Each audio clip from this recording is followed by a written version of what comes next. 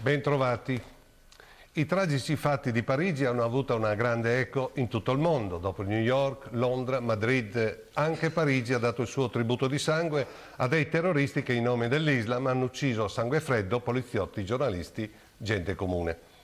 Fatti del genere lasciano sbigottiti e molti interrogativi sospesi, ma questa tragedia paradossalmente potrebbe far nascere una nuova Unione Europea, non più battaglie per uno 0, del PIL, ma una nuova consapevolezza per i diritti civili e le libertà democratiche e la sicurezza dei cittadini sono argomenti primari. L'Unione Europea è nata dopo il macello della Seconda Guerra Mondiale come antidoto alle secolari guerre tra gli Stati europei. Quello che si è visto nella manifestazione di domenica a Parigi potrebbe dunque segnare una svolta benefica per l'Unione Europea. Chi crede negli Stati Uniti d'Europa deve solo sperare che ci siano leader politici all'altezza del compito. Servono degli statisti come i padri fondatori dell'Unione che guardavano alle generazioni future e non politici piccoli che guardano alle prossime elezioni. Per cui questo tragico fatto potrebbe essere propedeutico per una ripartenza e una rinascita del sogno europeo. Ad esempio, la sicurezza.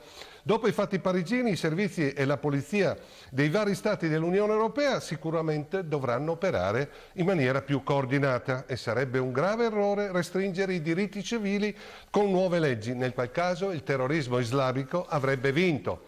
Personalmente mi trovo d'accordo con lo scrittore e filosofo francese Marie Calter che alla domanda qual è secondo lei l'obiettivo di un attentato del genere risponde: è semplice, costringere uno Stato di diritto a reagire brutalmente, far sì che i democratici la smettano di comportarsi come tali per spingere la maggioranza dei musulmani dalla parte degli islamisti. Vogliono creare una psicosi antimusulmana nel mondo occidentale in modo che tutti i musulmani si sentano minacciati e aggrediti, diventando potenzialmente arruolabili alle brigate dello Stato islamica. L'Europa invece deve ridiventare il faro delle democrazie nel mondo. Trovo scandaloso che tra gli Stati dell'Unione ci si accapigli appunto per uno 0, di deficit e si lasci l'Ungheria emanare leggi che bloccano la libertà di stampa, sbattendo in carcere dei giornalisti perché scrivono articoli che non piacciono al governo in carica.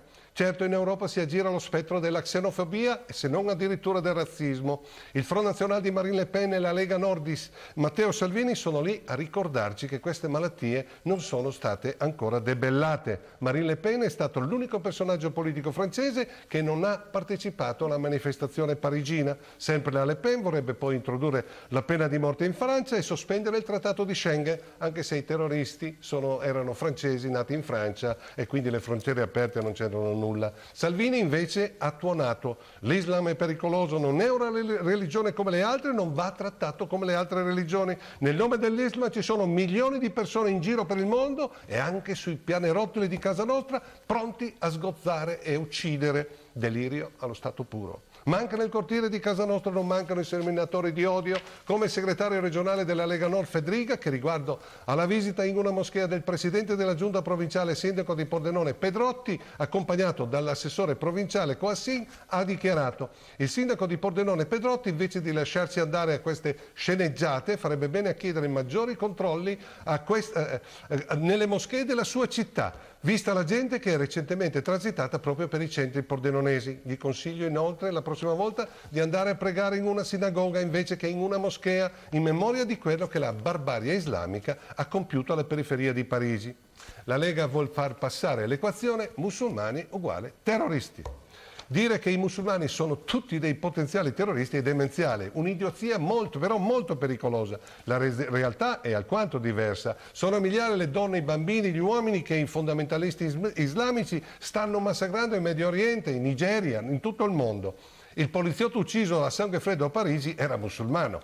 Questi folli assassini non sono solo contro le democrazie occidentali, sono contro l'umanità. Come dice Cacciari, sarebbe un errore madornale ditare nell'Islam il nemico. Sarebbe il modo migliore per moltiplicare gli jihadisti. Un esiguo numero di terroristi non può rappresentare una religione complessa e variegata con 1,5 miliardi di fedeli. Se non comprendiamo questo e non agiamo di conseguenza, queste mattanze potrebbero continuare per molti anni. Come vedete, la questione è molto più complessa di come ci viene dipinta da alcuni apprendisti stregoni. Ci vediamo giovedì prossimo.